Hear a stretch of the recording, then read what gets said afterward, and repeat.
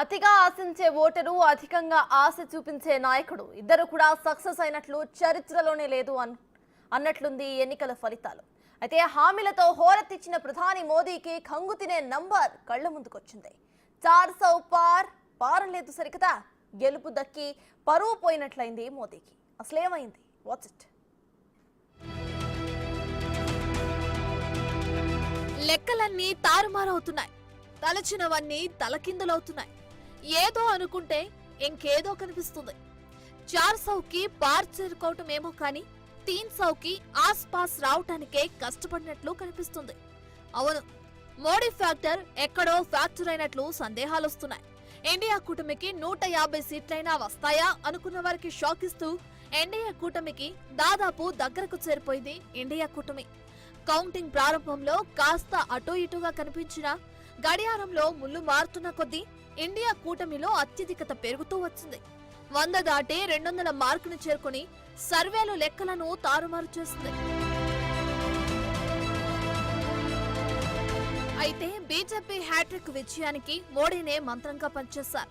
మోడీ హామీలంటూ ప్రచారం చేసి ముచ్చటగా మూడోసారి అధికారం చేపడదామనుకున్నారు.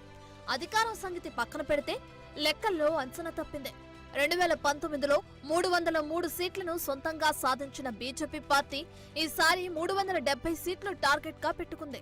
ఇక ఎన్డీఏ కూటమిలో ఉన్న పార్టీలన్నీ కలిసి 30 స్థానాలు గెలుచుకుంటే చాలు 400 సీట్లు సునాయాసంగా సాధించవచ్చని లెక్కలేసింది. అయితే ఇక్కడే కథ అడ్డం తిరిగింది.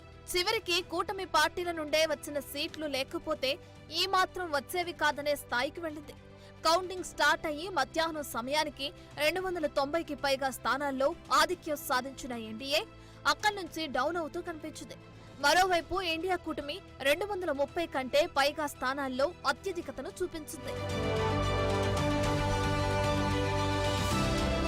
ఒకవేళ బీహార్లో నితీష్ ను, ఆంధ్రప్రదేశ్లో తెలుగుదేశం పార్టీని, కర్ణాటకలో జేడీఎస్ ను, మహారాష్ట్రలో ఎన్సీపీ, శివసేన చీలికలను, అలాగే ఆయా రాష్ట్రాల్లోని ప్రాంతీయ పార్టీలతో పొత్తు లేకపోతే ఈ మాత్రం సాధించడం చాలా కష్టంగా మారేదన్నది కంటికి కనిపిస్తున్న సత్యం. అయితే ఇక్కడ ప్రధాని నరేంద్ర మోదీకే అవమానం అంటుకుంటుంది అనడంలో సందేహం లేదు. బీజేపీ పార్టీతో పాటు ఎన్డీఏ కూటమిలోని పార్టీలన్నీ మోడీ పేరునే విజయకేతనంగా భావించారు.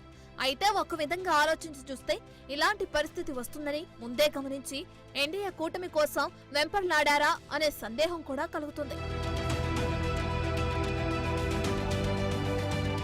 అసలు కీలకమైన ఉత్తరప్రదేశ్లోనే బీజేపీకి పెద్ద దెబ్బ ఎదురైంది.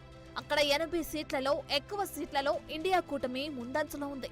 అలాగే మహారాష్ట్ర, పశ్చిమ బెంగాల్లో అంతకు మించిన షాక్ ఎదురైంది. బీహార్, కర్ణాటక కాస్త సహకారం అందించిన తమిళనాడులో అటర్ ఫ్లాప్ అయ్యింది ఎన్డీఏ కూటమి. మధ్యప్రదేశ్, గుజరాత్, రాజస్థాన్ మాత్రమే బీజేపీని ఆదుకున్నట్లు కనిపిస్తుంది. ఇక అనూహ్యమైన మార్పులతో ఒడిశా, ఆంధ్రప్రదేశ్ సీట్లు ఎన్డీఏ కూటమికి కలిసొచ్చాయి. అయితే కేరళ, తెలంగాణలు తీవ్రంగా నిరాశకు గురిచేశాయి. జార్ఖండ్, అస్సాం, ఛత్తీస్గఢ్, ఢిల్లీ, ఉత్తరాఖండ్ లో వచ్చిన సీట్ల వల్ల బీజేపీ తేరుకున్నట్లు తెలుస్తోంది. ఇక తుది ఫలితాలు ఫైనల్ అయ్యే సమయానికి పరిస్థితి ఎలా ఉన్నప్పటికీ లీడ్స్ దశలోనే లెక్కలు మారటంతో బీజేపీ నేతల్లో కాస్త నిరాశ, ఇండియా కూటమిలో కొత్త ఉత్సాహం వచ్చిందనటంలో సందేహం లేదు.